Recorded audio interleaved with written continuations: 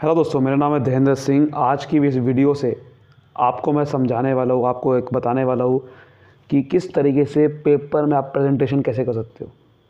देखो, ये जो मेरा पास एक आंसर शीट है जो कि एक मेरे ही स्टूडेंट की है, वो है, उसका नाम आप पढ़ सकते हो, 9th A की है ये। अब आप सोचोगे कि 9th A से BCom से क्या मतलब है। देखो, मतलब बहुत ज़्यादा है। एक्चुअल में प्रेजेंटेशन कैसे करी जाती है ये मैं आपको थोड़ा बताना चाहता हूँ, क्योंकि प्रेजेंटेशन अगर आप करना सीख गए तो आपको बहुत काम आएगी।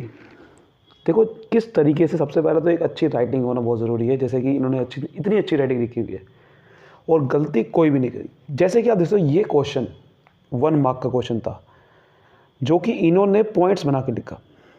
ये मैं आपको कई बार बता चुका हूँ, हमेशा आप आंसर को पॉइंट्स बना के लिखिए। इससे क्या होता है कि चीज़ें क्लैरिटी समझ में आती है। अगर ये पूरा पैराग्राफ में लिख देती तो इतना बेहतरीन तरीके से प्रेजेंटेशन नहीं होती, लेकिन इन्होंने इतना अच्छे से पैराग्राफ की फॉर्म में लिखा। भले ही 1 मार्क का क्वेश्चन था, लेकिन इनको आता था अच्छे से। देखो, उसके बाद जो जो चीज़ें जिस तरीके से क्वेश्चन में थी वैसे ही इन्होंने एक्सप्लेन किया बहुत ही अच्छे से।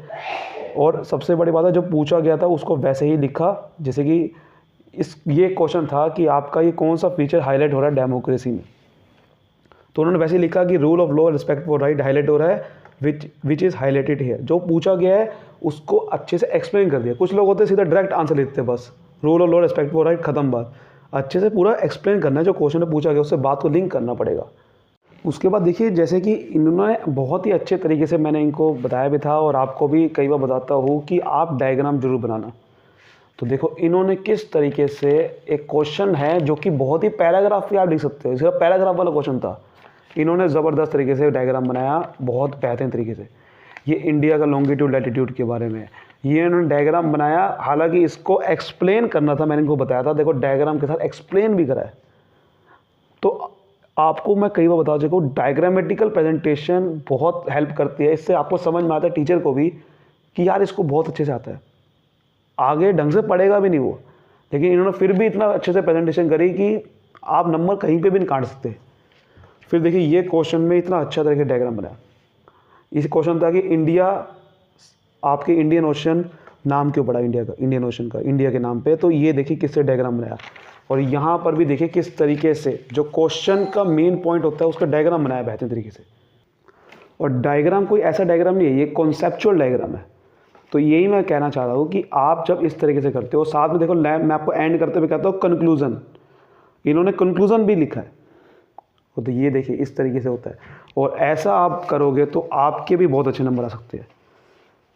और यहाँ पर आप देखिए, जैसे मैं कई बार जैसे कि ये क्वेश्चन है, इसमें क्वेश्चन में बताना था कि चाइना डेमोक्रेटिक कंट्री क्यों नहीं है। तो उन्होंने पहले लिखा China is not democratic because of following reason. तो देखो पॉइंट्स की फॉर्म में लिखा। फिर कंक्लूजन लिखा इन्होंने अच्छे से कि कंक्लूजन क्या निकल के आ रहा है, क्योंकि चाइना में ये नहीं है और डेमोक्रेसी में हमेशा चॉइसेस होनी चाहिए, इसलिए डेमोक्रेटिक कंट्री नहीं है। इतना बेहतरीन अगर आप प्रेजेंटेशन करोगे तो नंबर बताओ कहाँ कटेंगे, कट ही नहीं सकते। ठीक है ना।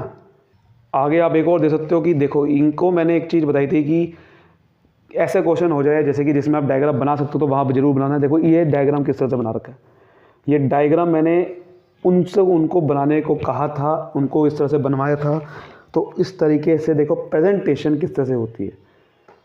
तो बेसिकली डायग्रामेटिकल प्रेजेंटेशन ज़्यादा बेहतर होती है। उनको मैंने कई बार समझाया था कि डायग्रामेटिकल प्रेजेंटेशन करनी है आपने, और देखो किस तरह से करी।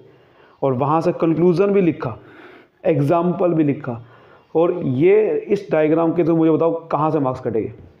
इससे आपको समझ में आता है क्लैरिटी से। अगर ये पैराग्राफ की फॉर्म में लिख दो तो ज़्यादा अच्छे समझ नहीं आएगा, लेकिन डायग्राम को तो ज़्यादा अच्छे समझ आता है।